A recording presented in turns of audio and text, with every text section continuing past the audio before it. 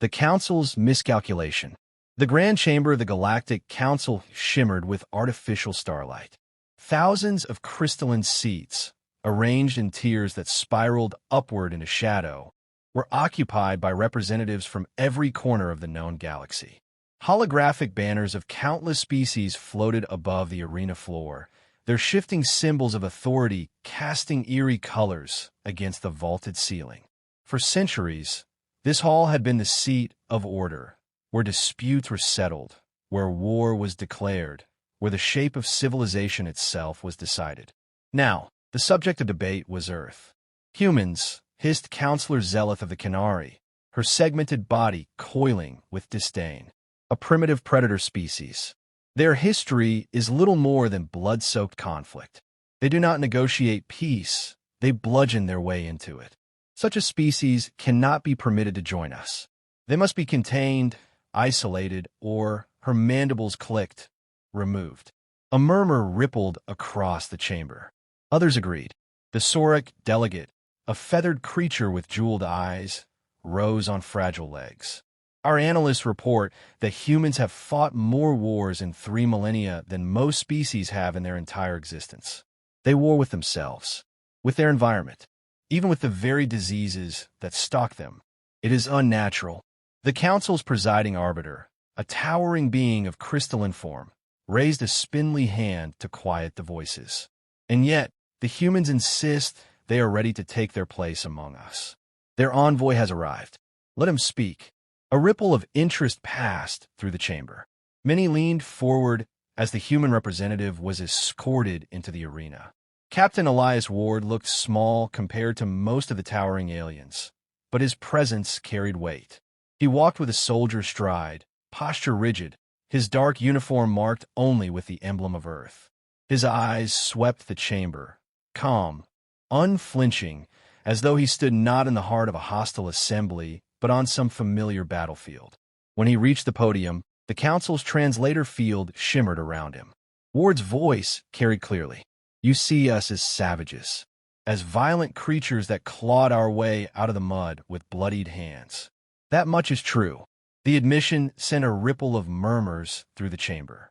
But what you misunderstand, Ward continued, his gaze cold, is that violence is not our shame. It is our inheritance. Every struggle has taught us. Every war has sharpened us. We survived ice ages, plagues, invasions, and our own worst instincts. And because of it, we stand here, while countless other species that once shared our world are dust. Counselor Zeleth hissed, you boast of barbarity. I speak of survival, Ward shot back. We don't choose violence for pleasure. We choose it because it works. It is the one language that is never mistranslated. The one truth that even the cruelest tyrant understands when words fail. You fear us because we speak it fluently. For a moment, silence filled the chamber. Even the towering arbiter tilted its crystalline head as though considering the words. But then came a laughter. Harsh, alien voices, clicking, trilling, roaring in tones that mocked. The Sauric delegate fluttered his wings with amusement. A quaint threat, human. Do you not understand the scale of power you face? Your fleets are small, your weapons outdated. Against the Council's armadas, your Earth will burn in days. The galaxy has no need for a species that cannot outgrow its taste for war. Ward's jaw tightened, but he did not lower his eyes. Then test us. But understand this, when you strike at humanity, you will not meet diplomats. You will not meet philosophers or traitors. You will meet soldiers. You will meet people who have been killing each other with rocks and fire since before your ancestors crawled into the stars. And when your fleets burn, when your soldiers break, you will remember what I said here today. The arbiter's crystalline voice resonated across the chamber. Enough. The vote will be cast. Light panels ignited across the tiers as delegates made their choice. Ward stood unmoving, his face a mask, as one after another voted for containment. The final tally shimmered above the chamber in cold letters. Exclusion. Enforcement. Neutralization if necessary. The Council had spoken. Ward's escort moved to seize him, but the captain raised a single hand.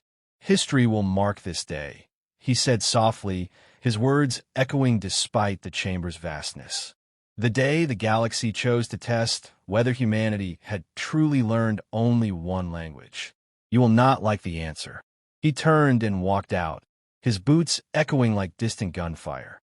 High above, in the council tiers, Commander Kareth of the Xyrillians narrowed his reptilian eyes.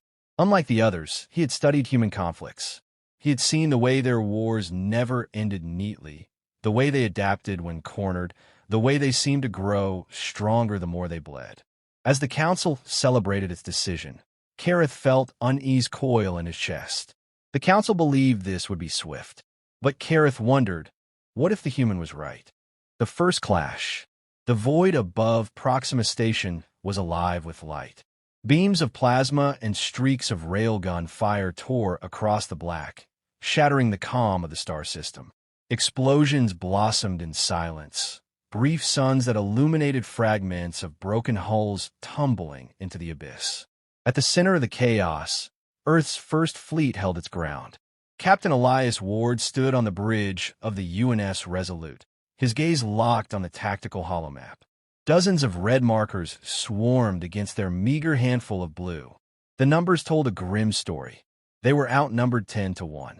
Enemy vanguard breaking through Sector 5, shouted his tactical officer. Shields failing on the Cairo. She can't hold much longer. Ward's jaw tightened. The alien fleets fought in perfect symmetry, vast formations wheeling with mechanical precision. They believed in overwhelming force, in predictability, in doctrine. It was the way wars have been fought across the galaxy for centuries. But Ward knew something they didn't. Humanity had never fought that way. He tapped a command into the holomap. Order the Cairo to hold position and overload her reactor.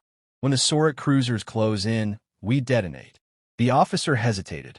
Sir, that'll kill everyone aboard. They already know it. Transmit my thanks to her captain. Tell him Earth remembers its martyrs. The comm officer swallowed hard and relayed the message. A heartbeat later, the Cairo's final transmission came through, a short, ragged laugh from its captain. Then the ship surged forward, bleeding fire, ramming headlong into the alien formation. The explosion was cataclysmic. 3 Sauric cruisers shattered instantly, 2 more crippled by the shockwave. Alien formations broke in confusion. Ward's voice cut through the stunned silence of his crew. Now, push into the gap. Target their carriers. Ignore the battleships. Break their spine. The human fleet surged forward, a pack of wolves smelling blood. From an alien perspective, the battle was incomprehensible. Commander Kareth stood aboard the Vradas, watching the chaos unfold. His species, the Xyrillians, had fought for millennia, but always with order, always with rules. Fleets moved like chess pieces, each exchange predictable. Battles ended with treaties before annihilation. But the humans, they fought like madmen. They sacrificed ships without hesitation, turned wreckage into traps, feigned retreat only to lash out when pursuers overextended. It was war stripped of ceremony, war as survival. They are unstable, his adjutant muttered. Their tactics violate every rule of engagement. No, Kareth whispered, his eyes narrowing. They are not unstable. They are free. They fight as though there are no rules at all. Another human frigate rammed itself into an alien destroyer, both ships consumed in a fireball. And in the chaos, human bombers slipped past the defensive line, unleashing missiles into the vulnerable carriers. Alien hangars erupted in brilliant explosions. Kareth clenched his claws. This was not supposed to happen. On the Resolute, the battle raged. Ward barked orders, every move like a blade. Cut comms. Radio silence. Make them think we're crippled. The fleet obeyed. For tense minutes, the humans drifted silently, battered and broken, smoke trailing from their hulls. The aliens closed in cautiously, their formations tightening to deliver the killing blow. Then Ward smiled. Reactor ignition. All ships full burn. Engines roared to life. Human ships spun with savage precision, weapons blazing. Plasma and kinetic fire ripped into alien flanks. What the Council thought was a shattered force revealed itself as a predator lying in wait. The alien lines collapsed. "Sir," the calm officer shouted, "the enemy is retreating." Ward allowed himself a single deep breath. "Not retreating, regrouping. They'll be back. But we've made our point." In the aftermath, space was littered with the remains of friend and foe alike. Of the 30 human ships that had gone into battle, fewer than half still functioned. But the alien fleet had fared far worse. For the first time in living memory, the Council's armadas had been defeated. Word spread like wildfire. Across the galaxy, whispers carried on comm channels and merchant lanes. The humans had stood against the Council and lived. Back in the chamber of the Council, disbelief reigned. "This is impossible," screeched the Sauric delegate. "Their technology is inferior. Their numbers insignificant. How could they? They fight differently," Kareth interrupted, his reptilian eyes gleaming. "You mistake them for primitives. But I tell you this, to them, war is not ceremony, not politics, not the last resort. It is the first, the only, the eternal." The Arbiter's crystalline form trembled with unease. "Are you suggesting they can win?" Kareth said nothing. In truth, he did not know, but he remembered the human envoy's words, echoing like thunder in his mind. One language, the language of war. If that was true, then the galaxy had just heard its first lesson. The war expands. The war did not end at Proxima. It began there. Across the stars, the Council's armadas regrouped, rallying reinforcements from dozens of species. Their defeat at Proxima was unthinkable, an insult that demanded vengeance. In response, they committed entire fleets to crush the humans once and for all. But humanity was no longer waiting to be crushed. Captain Elias Ward stood before a tactical display aboard the UNS Resolute. Around him, the command room buzzed with quiet efficiency. Holographic lines traced alien trade routes, fuel depots, and communications relays. "We can't outbuild them," said Admiral Reyes, her voice gravelly from lack of sleep. "They have shipyards that dwarf entire cities. They'll outnumber us 100 to 1 within a cycle." Ward nodded. "Then we don't fight their numbers. We fight their weaknesses." He gestured, and the map shifted. Dozens of glowing points lit up. These are their lifelines. Supply convoys, communications hubs, fuel depots. We won't face their fleets head-on. We'll bleed them. Cut the arteries, and even giants collapse. The room was silent. Then, slowly, officers nodded. It was madness. It was reckless. And it was the only way. The campaign began in whispers. At first, alien captains reported small disruptions. Convoys disappearing in the dark between stars, comm relays going silent, depots left smoldering in ruin. They assumed it was piracy, bad luck. But as weeks stretched into months, the pattern grew undeniable. Wherever the Council gathered strength, the humans struck. A squad of Marine raiders boarded a Xyrillian station, rigging its reactors to overload before vanishing into the void. Entire fleets spent weeks chasing phantom signals, only to arrive at burning wreckage. Human infiltration teams slipped behind enemy lines, sowing chaos with little more than improvised explosives and stolen shuttles. The humans did not fight like a civilization. They fought like predators. From the alien perspective, it was terror. Commander Kareth sat in the dim light of his warship strategy chamber, reports scrolling endlessly before him. Casualty counts, convoy losses, supply shortages. The once confident coalition was unraveling, not from decisive battles, but from exhaustion and fear. He remembered studying ancient Xyrillian war texts, where wars were battles of honor, lines of soldiers facing each other in ritualized combat. Even among the Council, war had boundaries. Non-combatants were spared, sanctuaries respected, lines drawn, but humans knew none of it. "Why?" asked his adjutant one evening. "Why do they fight like this? They destroy, retreat, destroy again. They don't claim territory. They don't occupy worlds. What do they want?" Kareth stared into the darkness. Survival. To them, war is not conquest. It is existence itself. And in that moment, he realized the truth. The coalition could not outlast them. Because while the aliens fought to win, the humans fought because there was no other choice. On the ground, the difference was even clearer. On the colony world of Mvora, an alien garrison lounged in complacency. They believed themselves safe deep within Council territory. Then one night, the skies split open with fire.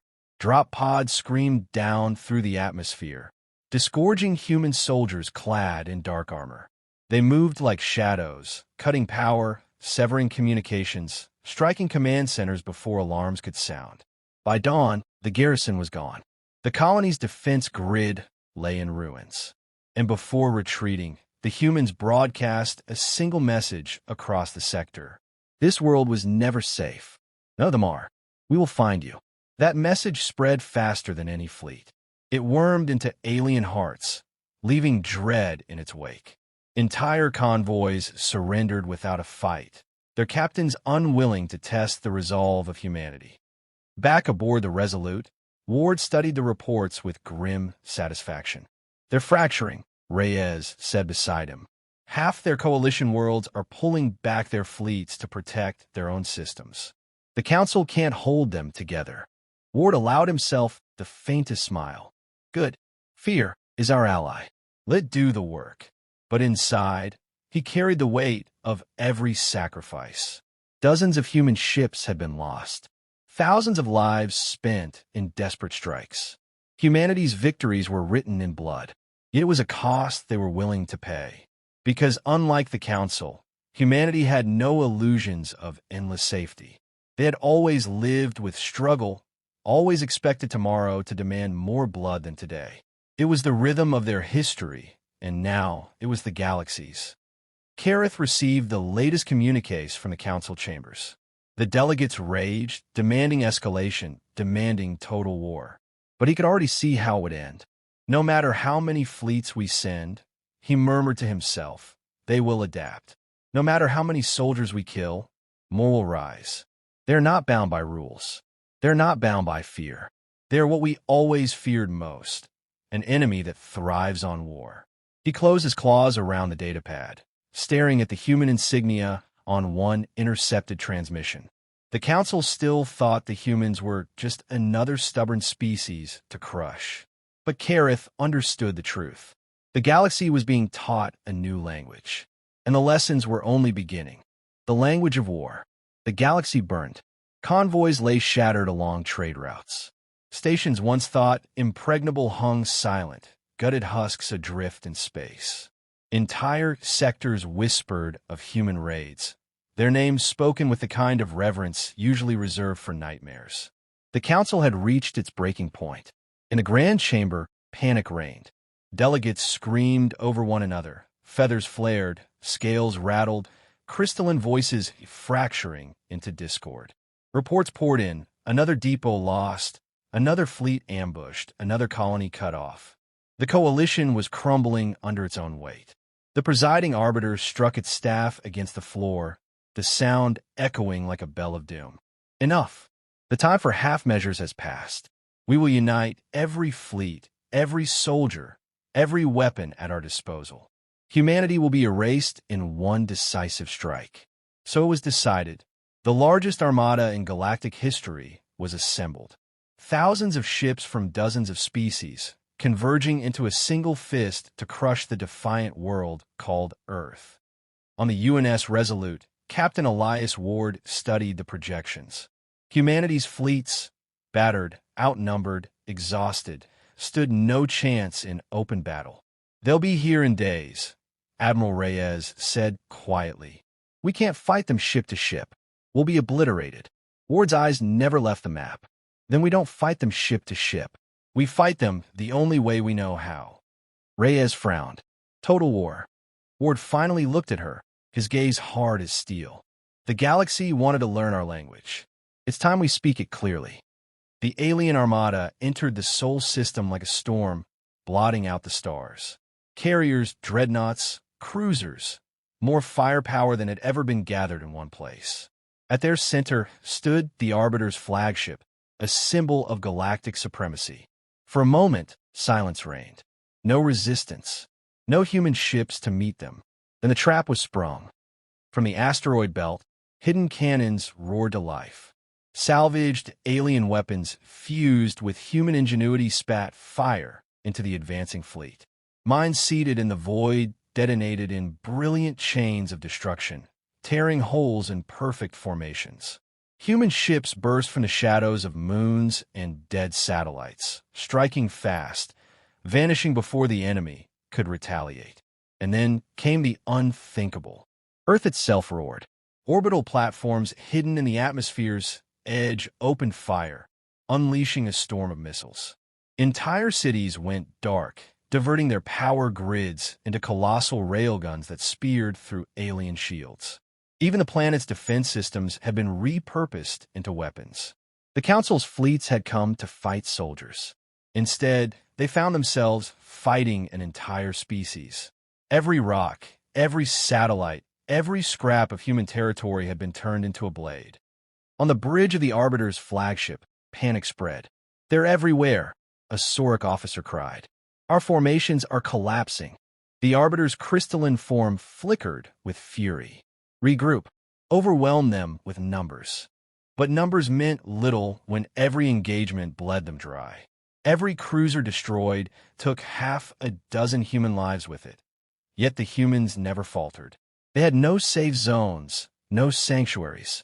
They fought as though every breath was borrowed, every second a gift to be bought with fire and steel. Ward stood at the heart of the chaos, his voice steady over calms. "Remember what we are. Remember where we come from. They think war is strategy, rules, honor. But we know the truth. War is hunger. War is survival. War is the only language that never lies. Speak it, and make them understand." His words echoed across battered ships, into the hearts of soldiers fighting on burning decks and pilots screaming through the void. Humanity's defiance became something greater than orders. It became a roar that carried across the stars. The battle raged for hours that felt like centuries. In the end, the Council's armada broke. Shattered fleets limped into retreat, commanders abandoning formations as terror overtook discipline. The Arbiter's flagship itself barely escaped, its hull scarred and smoking, leaving behind thousands of wrecks glittering in the void. The greatest coalition in history had been humbled by the very species it sought to erase. When the survivors returned to the council chambers, silence hung heavy. Delegates who once sneered at humanity now trembled. Even those untouched by the war whispered of Earth as something terrible, untouchable. Commander Kareth stood before them, his voice low but certain. "You wish to teach humans their place. Instead, they have taught us ours. They told us they knew only one language, and we did not listen. Now we are fluent." No one argued. On Earth, amid the ruins and mourning, Ward addressed what remained of humanity's fleet. "We did not win this war because we are stronger. We did not win because we are smarter. We won because we are willing to pay the price no one else will. The galaxy wanted to test our language, and now they understand." He looked out across the battered faces of his soldiers, survivors who had given everything. "Peace will come, but it will not come because they offered it. It will come because they fear the alternative. And if they ever forget," he let the words hang cold and sharp, "we will remind them.